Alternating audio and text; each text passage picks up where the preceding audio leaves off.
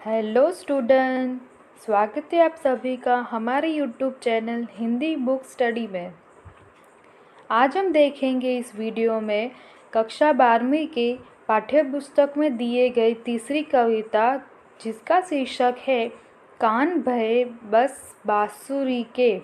इसका अनुवादन मैं करके आपको बताऊंगी इस वीडियो में। हम लोग अनुवादन शुरू करें उससे पहले एक देख लेते हैं एक सुविचार। तो आज का सुविचार ये है, काम ऐसा ना करो कि कोई फरियाद करे, बल्कि काम ऐसा करो कि कोई फरियाद करे।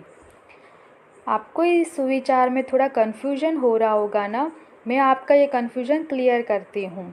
इसमें ये बोलना चाहते हैं, इसका ये अर्थ है कि इससे हमको ये सीख मिलती है, आप हमेशा कुछ भी काम करो तो ऐसा ईमानदारी से करो, काम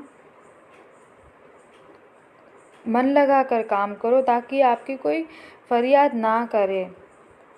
अगर आप मन लगा के काम नहीं करोगे तो फिर वो काम अधूरा रहेगा या तो फिर अच्छे से नहीं होगा, ठीक नहीं होगा। इससे लोग आपकी फरियाद करेंगे। फरियाद का मतलब है यहाँ पे कंप्लेन करेंगे। और फिर आगे उन्होंने बोला है कि काम ऐसा करना चाहिए कि कोई हमें फरियाद करे, यानी कि फिर से याद करे कि इस इंसान ने ये काम बहुत अच्छे से किया था। ये इंसान जब भी कोई काम करता है तो सब ईमानदारी से ही काम करता है, मन लगा कर, दिल लगा कर काम करता है, ऐसा। तो हमेशा ये बात हमें याद रखनी चाहिए, चाहे वो आप किसी से बात कर रहे हो या कुछ भी हो।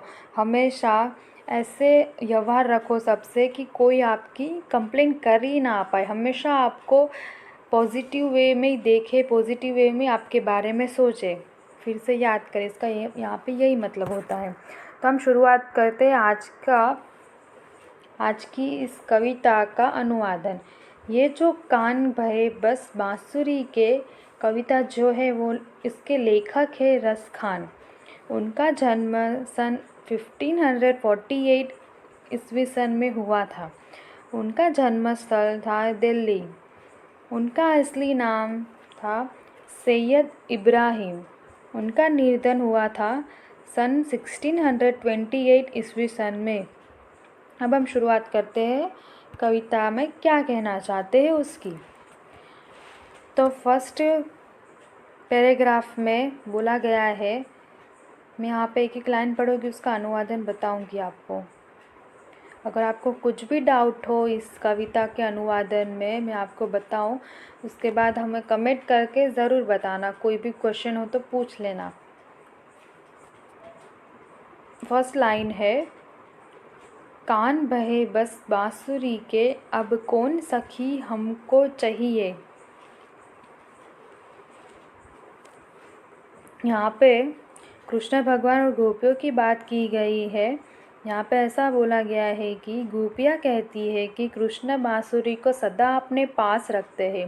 बांसुरी तो सब जानते ही होंगे आप कि किस बांसुरी की बात करें। कृष्ण भगवान के हमेशा साथ रहती है, प्रिय है उनको। वो जब भी मन चाहे तब बांसुरी बजाने लग जाते थे, उसकी बात हो रही है। फिर बोला है गोपियों ने इसी लाइन में कि हे सखी अब हमें कौन चाहेगा। कृष्ण भगवान उनकी बांसुरी को इतना चाहते थे कि अब गोपियाँ बोल रही है कि अब हमें कौन चाहेगा। आगे बोला है, निसी घोष रहे संग साथ लगी, यह सोतिन तापन क्यों सही ये।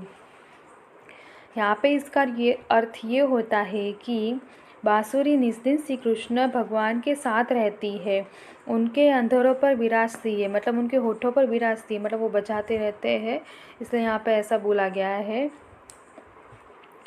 हे सोत्यो दाहक से पीड़ित गोपियाँ अपना दुख सहन नहीं कर सकती, ऐसा यहाँ पे बोला है। तापन का मतलब होता है दुख। आगे बोला है, जिन मोही लियो मन मोहन कौन, रसखानी सदा हमको दहिए। इसका अर्थ ये होता है, गोपियाँ कहती है कि बांसुरी ने कृष्ण का मन मोह लिया है, अब हमें सदा जलाती है ये बांसुरी। गोपियाँ अब वज्र में नहीं रहेगी क्योंकि उनका स्थान बांसुरी ने ले लिया है। फिर आगे बोला है, मिलिए आओ सबे सखी, भागी चले अब तो वज्र में बसुरी रही है। यहाँ पे इसका अर्थ ये होता है कि सब मिलकर ऐसा निर्णय करते हैं कि हम सब एकत्रित होकर एक साथ होकर यहाँ से भाग चलेंगे, मतलब यहाँ से चले जाएंगे।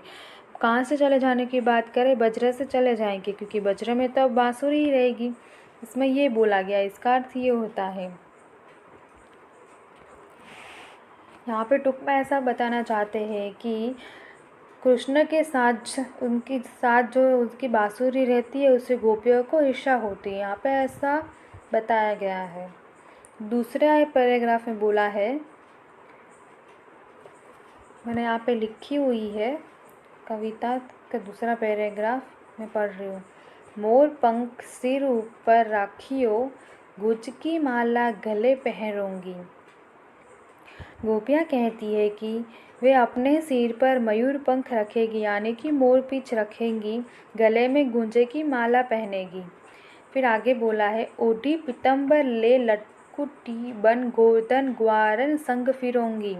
पीताम्बर धारण करके हाथ में लटकुटी यानी कि लाठी की बात हो रही है, लाठी लेकर वो वन में गायों के साथ ग्वालों के साथ फिरेंगी। आगे बोला है, भावो तो वही मेरो सरस खानी, सो तेरे कहे सब स्वांग करूँगी। यहाँ पे गोपियाँ कहती है कि तेरे कहने से जो मुझे पसंद है वह वेश में धारण करूँगी।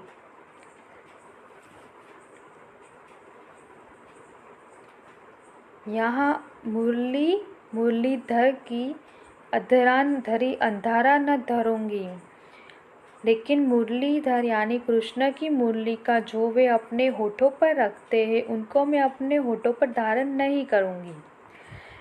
यहाँ पे कृष्ण भगवान ने गोपियों से बोला था स्वांग करने के लिए, स्वांग रचने के लिए। इसकी यहाँ पे पूरे पैराग्राफ में चर्चा की हुई है।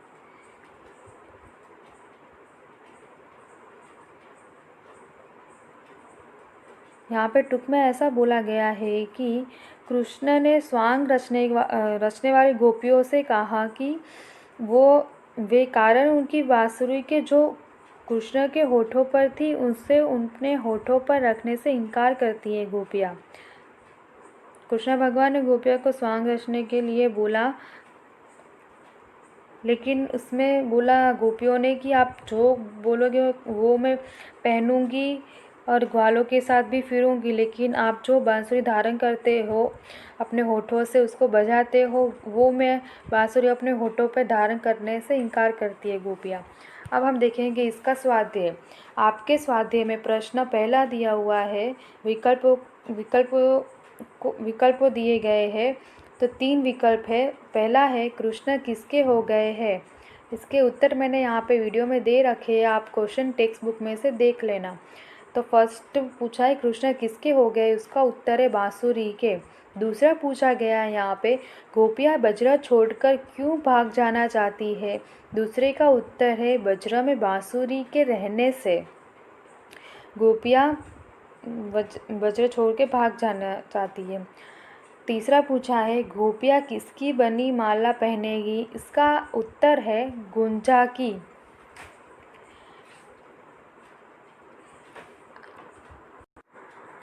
आगे हम देखेंगे आपके पाठ्य पुस्तक में दिए हुए हैं प्रश्न 2 में कि एक एक वाक्य में उत्तर लिखिए। तो इसका मैंने यहाँ पे क्वेश्चन तो नहीं लिखा है लेकिन आंसर लिखे हैं, तो आप देख लेना इस वीडियो में आंसर, और क्वेश्चन अपनी पाठ्य पुस्तक में से देखना।